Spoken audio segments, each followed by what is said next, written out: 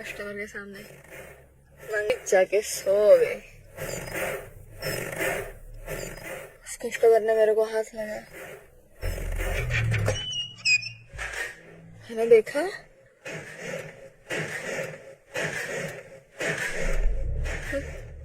बाप था रे मेरा।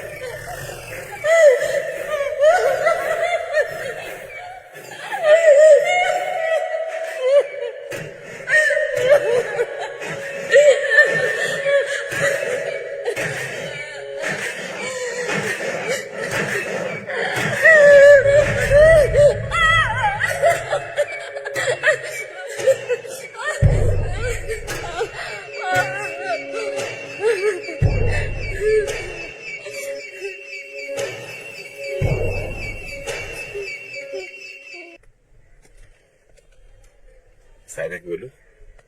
अरे बोल. तुमच्यासारखा ऑफिसर असताना मोठ्या साहेबांनी उगाच त्या मोकाशीकडे केस दिली.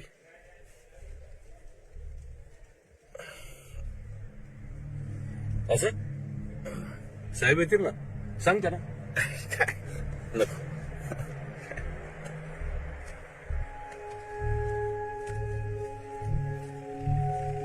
आता काम करू दे रे. आई सावड्याचं काम काढतो नंतर. सर, यादव साहेब आले. सर, हा फोन भुगावला पण ज्या माणसाला ताब्यात घेतलं त्याच्याकडे सापडला आणि त्याने सांगितलं की हा फोन त्याच्या मुलाला त्याच्या मेवण्यानं दिला होता. आणि आम्ही राहतो कुठं? परळला स्टेशनच्या समोर एक चाळ आहे, तिथे राहतो. ड्रायव्हर आहे सर.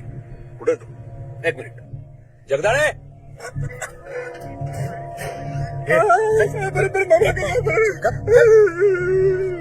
बरं इथे साहेब आलेत. कपडा हे खुर्शी दे रे.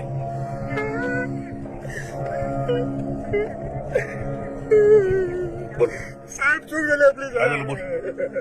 वाशी ब्रिज जवळ साहेबांनी गाडी थांबवायला सांगितली. साहेब आपण गाडी थांबवली. साहेब साहेब गाडीत उतरले आणि कुणाला तरी फोन लावला. कुणाला लावला माहित नाही साहेब. लय टाईट होते. काय बोलतायत ते काय कळत नव्हतं साहेब. त्यांचा टोल गेला म्हणून आपण गाडीत उतरलो साहेब. थोड्या वेळाने फोन कट केला आणि फेकून दिला साहेब. साहेबांनी फेकलेला फोन मला खाली पडेल दिसला साहेब. आपण तो उचलला. साहेबांना लय झाली होती. गाडीत बसवलं आणि त्याला घरी सोडलं साहेब. दुसऱ्या दिवशी ताई साहेबांना घेऊन ऑफिसला गेलो होतो साहेब. तेव्हा साहेबांचा फोन आला.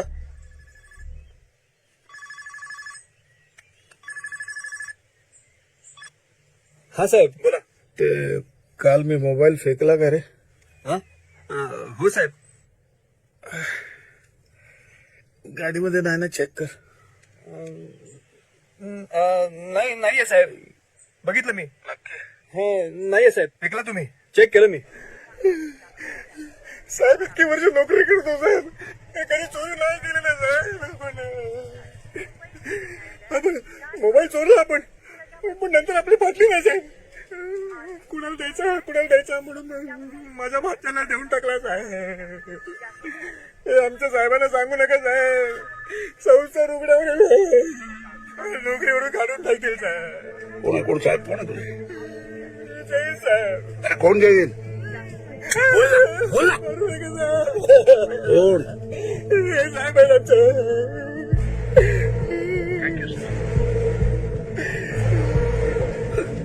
साहेब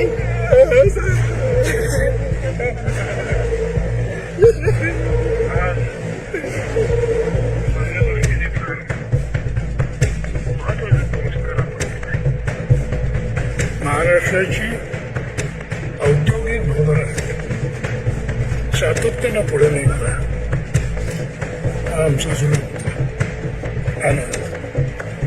याला हे आवड घेतो ना, त्यामुळे मला विशेष आनंद होत आहे. महाराष्ट्राची ही औद्योगिक भरभराट क्या प्रॉब्लम क्या बताइए. नहीं सर, वैसे प्रॉब्लम कुछ नहीं है, लेकिन परस्पर तुम्ही त्यांना नकार का कळवलात?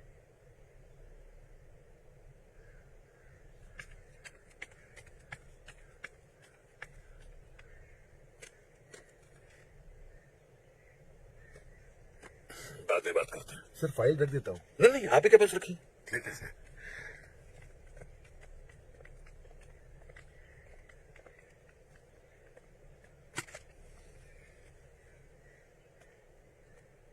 अरे बापरे,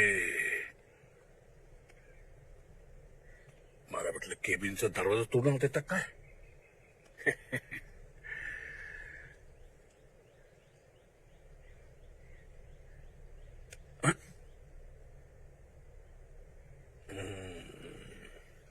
भलतंच रागवलेलं दिसतं आज.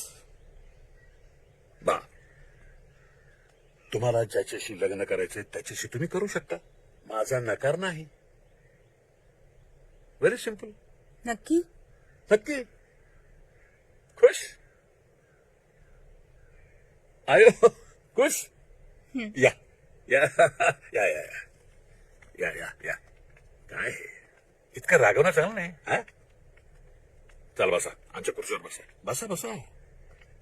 हा बसा. अरे वा, आम्हाला बघायचं होतं तुम्हाला आमच्या खुर्चीत बसलेलं.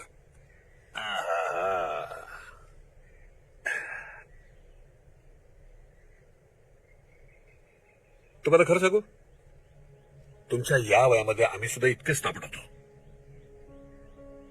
पण झालं काय, विद्यार्थी चळवळीमुळं आमच्या स्वभावात बदल झाला.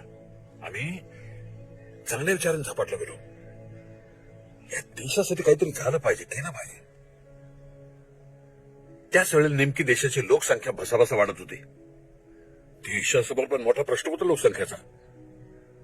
त्यावेळेला आम्ही ठरवलं, म्हटलं आपलं आपत्ती असेल ना ते एकच, आणि तुमचा जन्म झाला. तुम्हाला खरं सांगतो, विश्वास ठेवा माझ्यावर. मन तसवर सुद्धा विचलित झालं नाही, मुलगा झाला नाही म्हणून.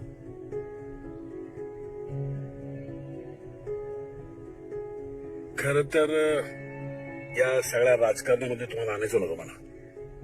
पण काय करणार, सामान्यपणे चपत्यात त्यांना आपल्याला काहीतरी चांगलं करायचं असेल ना, तर पॉवर पाहिजे आपल्याकडे.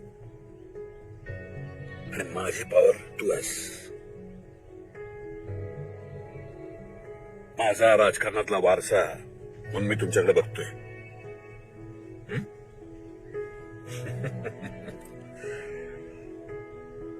मला कळतं की लग्न हा एक वैयक्तिक निर्णय आहे. पण राजकीय कुटुंबात जन्म घेतलेल्या माणसाला वैयक्तिक असं काही राहत नाही. जात धर्म मी मानत नाही, पण मतदान करताना आडनावाचा विचार केला जातो, ही गोष्ट अतिशय दुर्दैवी. गोविंदराव साने यांच्या विचाराचं प्राबल्य लोकांमध्ये अजूनही आहे. त्यांचं नातू राजवर्धन हुशार आहे. मी राजवर्धन बरोबर तुमचं लग्न एवढ्यासाठी म्हटलं की तुमच्या बरोबर तुमचा बाबा काय आयुष्यभर सोबत राहणार नाही. बाबा, नाही, ज्याच्या सोबत मी असाल त्याच्याबरोबर सुखी व्हाल कदाचित, पण शेवटी असा विचार करा की काही निर्णय मला घ्यावे लागतात, है का नाही. आता तुमचं नाव प्रेरणा पाटील साने झालं ना, ते राजकारणात त्याला एक वजन येईल. पाटील साने, हे तुमचा निर्णय काय घ्यायचा तुम्ही. पण एक लक्षात ठेवा, निर्णय काय घ्या, पण हा बाबा तुमचं लग्न धूमधडाक्यात लावणार, हा माझा शब्द आहे. लग्न कोण शिका.